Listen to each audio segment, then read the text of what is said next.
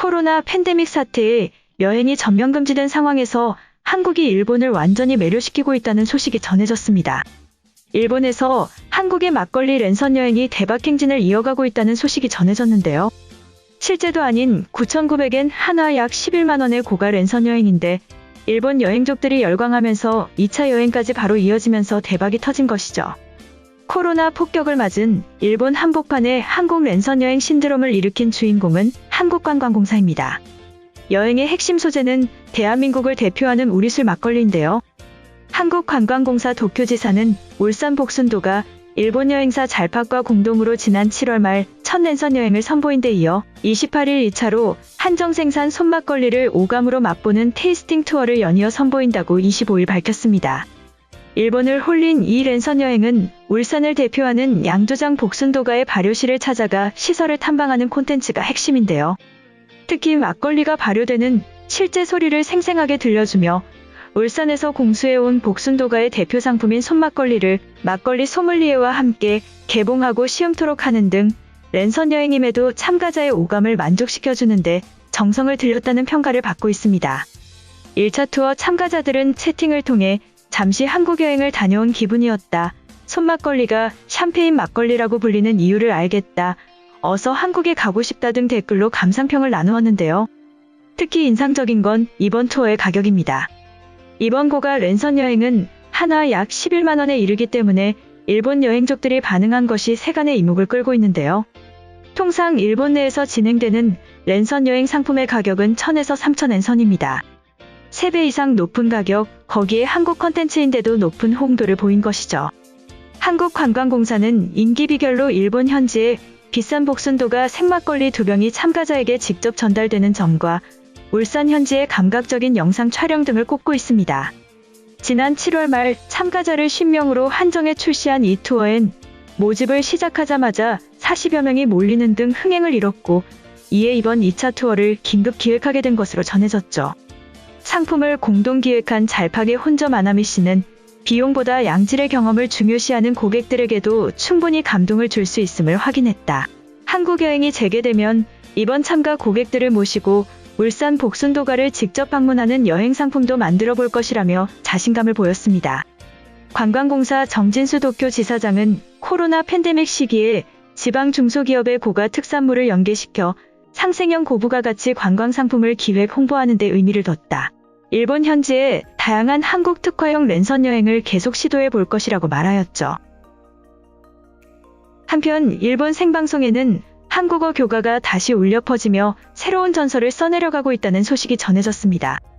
교토국제고는 24일 오전 일본 효고현 니시노미야시 소재 한신고시엔고장에서 열린 제103회 고시엔 대회 16강전에서 니시오 가쿠시아 대학 부속고등학교를 6대4로 제압하였는데요. 4대4 동점으로 9회를 마친 후 연장 대결을 펼친 10회에서 추가 2점을 뽑아 8강 진출을 확정하였죠. 교토국제고는 야구부 창단 22년 만에 올해 여름고시엔에 처음으로 출전해 8강까지 진출했습니다. 교토국제고는 지난 봄고시엔 대회에서 창단 후 첫 출전을 기록해 이름을 알렸지만 16강에서 패배하였는데요. 하지만 이번 여름 고시엔에서는 봄고시엔보다 더욱 증대된 실력을 보이면서 8강 진출을 확정한 것입니다. 이번 여름 고시엔에는 일본 내 3,603개의 고교가 도전한 것으로 알려졌는데요. 지난 1999년 일본 고교야구연맹에 가입해 상대적 후발주자인 만큼 교토국제고가 상위 8위에 포함된 것은 괄목할 만한 성과라는 평가를 받고 있습니다. 특히 이날 경기장에는 다시 한번 교토국제고의 한국어 교가가 연주되었는데요. 교가는 동해 바다 건너서 야마토 땅은 거룩한 우리 조상 옛적 꿈자리라는 가사로 시작됩니다. 올 봄에도 이 한국어 교가가 방송을 통해 전국 생중계되면서 제1교포 사회에 큰 감동을 가져다 줬었죠. 교토국제학원은 1947년 교토조선중학교로 시작해 1958년 학교법인 교토한국학원 법인 설립을 승인받았고 1963년에는 고등부를 개교하였는데요. 한국 정부의 중학교, 고등학교 설립 인가에 이어 2003년에는 일본 정부의 정식 학교 인가를 받았습니다.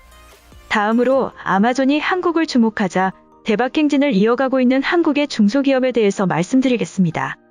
JVM은 1977년 수동약 포장기 사업으로 시작해 병원 약국용 자동화기기 장비인 ATDPS 전자동 약품 분류 및 포장 시스템과 인디팜을 개발 판매하고 있는 기업이죠.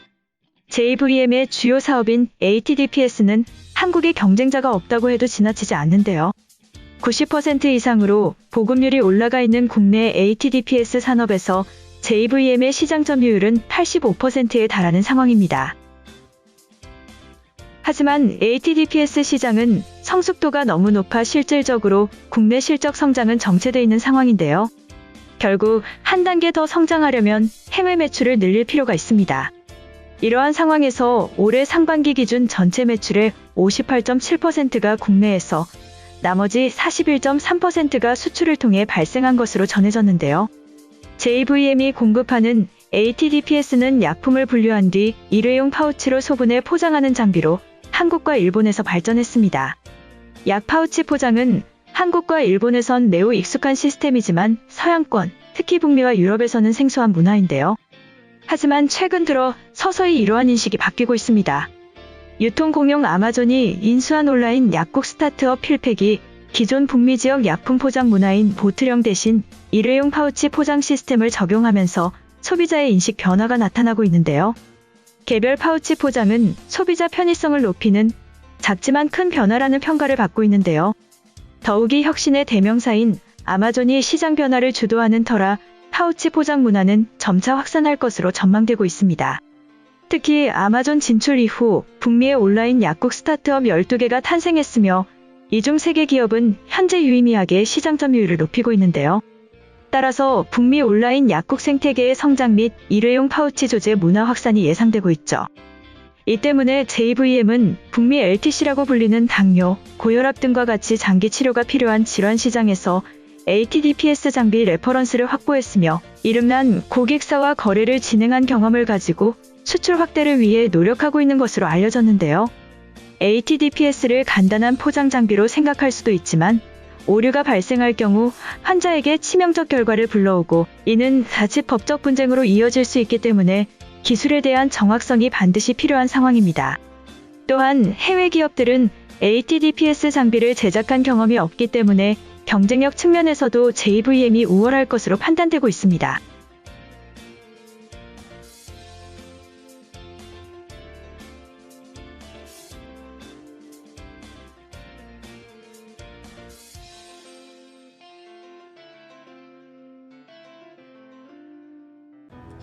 이번 영상은 여기까지고요. 제 영상이 도움이 되셨거나 세계 속 반응 더 보고 싶다 하시는 분들은 구독과 좋아요, 알람 설정까지 부탁드립니다. 다음에 또 봐요. 안녕.